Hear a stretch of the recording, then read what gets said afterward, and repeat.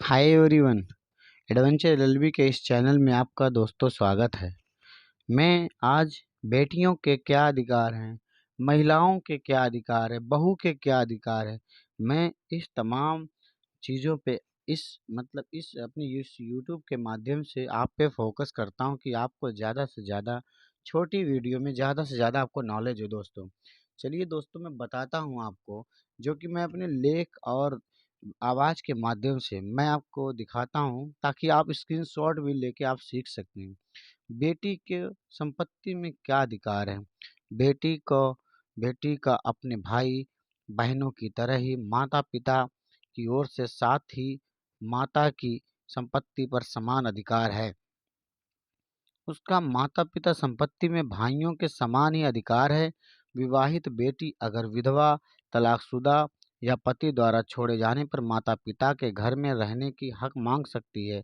वयस्क होने पर बेटी की ऐसी किसी भी संपत्ति पर पूरा अधिकार होता है जो उसे उपहार में दी जाती है या उसे वसीयत में दी जाती है। पत्नी को संपत्ति में अधिकार, यानी अगर कोई पत्नी है तो उसको संपत्ति में क्या अधिकार है। हिंदू उत्तराधिकार कानून के अनुसार, यानी हिंदू मैरिज एक्ट 1955 के तहत विवाहित महिला का अपनी निजी संपत्ति पर पूरा अधिकार होता है, जिसे वह अपनी इच्छा के अनुसार बेच या उपहार में दे सकती है। हिंदू अविभाजित परिवार के मामले में वह अपने पति, उसके परिवार से रहने के लिए जगह, किसी तरह की मदद तथा अन्य खर्चे के लिए पैसे मिलने की हकदार होती है। पति और अपने बच्चों के बीच अपनी संपत्ति को बांटने के मामले में उसे भी दूसरे के बराबर हिस्सा मिलता है, और पति की मृत्यु के मामले में वह अपने अपने बच्चों तथा उसकी मां के बीच विभाजित पति की संपत्ति में बराबर के हिस्से की हकदार होती है। यानी पत्नी को संपत्ति में पूरा अधिकार होता है।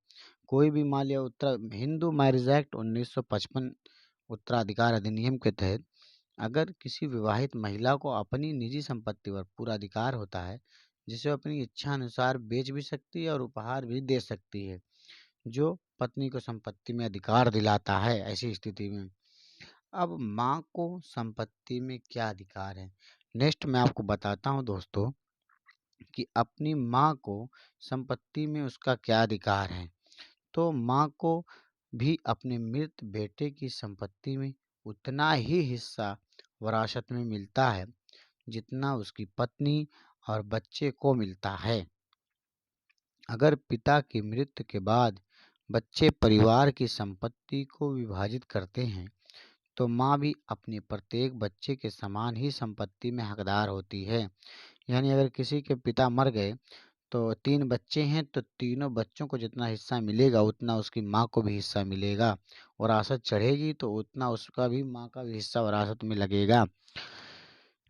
तो माँ भी अपने प्रत्येक बच्चे के समान ही संपत्ति में हकदार होती है।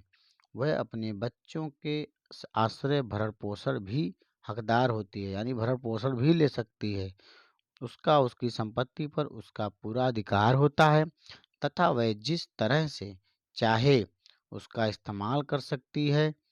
उसको कोई रोक टोक नहीं हो सकता, यानी वो जब चाहे जैसे चाहे अपनी मर्जी से बेच सकती है या कुछ भी कर सकती है, उसका हक हिस्सा है।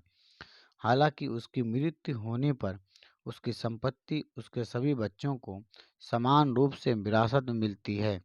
यानी जब बाप मरते हैं तो बाप के मरने के बाद मान लीजिए 3 बच्चे हैं, माँ हैं, तो सबका हिस्सा बराबर लगेगा, यानी माँ का भी हिस्सा बराबर लगेगा। अगर माँ भी मरती है तो तीनों बच्चों को फिर उस हिस्से में से माँ का हिस्सा जो होगा तीनों बच्चों में बराबर बराबर डिवाइड कर दिया जाएगा, यानी बांट दिया जाएगा। ये माँ को संपत्ति में अधिकार है। यानी माँ की संपत्ति कहती है हिंदू एक्ट मैरिज एक्ट 1955, जिसमें बताया गया है कि मृत्यु होने पर माँ के जो होगा वो बच्चों को ही दिया जाएगा। बहन का भी अधिकार है। बहन को संपत्ति में अधिकार क्या है। बहन अपने मृत भाई की संपत्ति पर दावा केवल तभी कर सकती है जब उसकी माँ, पत्नी व बच्चे जैसे कोई वारिस ना हो। यानी अगर बहन को संपत्ति में अधिकार जब्त कर सकती है। मान लिया बहन है और उसके भाई एक है, वो मर गया, तो उसके मतलब जभी हक और दावा कर सकती है जब उसके बच्चे मतलब यानी जो भाई है उसकी बीवी और बच्चे ना हो, तो उस पे वो वारिस हो सकती है और उसकी हकदार होगी ऐसी स्थिति में। दोस्तों, ये थी कुछ संपत्ति से रिलेटिव जानकारियाँ जो मैंने अपने इस यूट्यूब वीडियो के माध्यम से बताया। दोस्तों, आशा करता हूँ आपको हमारी वीडियो पसंद आई तो शेयर और सब्सक्राइब और लाइक करना ना भूलें। ज़्यादा से ज़्यादा सर और शेयर करना कोशिश करें और वीडियो को सब्सक्राइब करें। थैंक यू दोस्तों।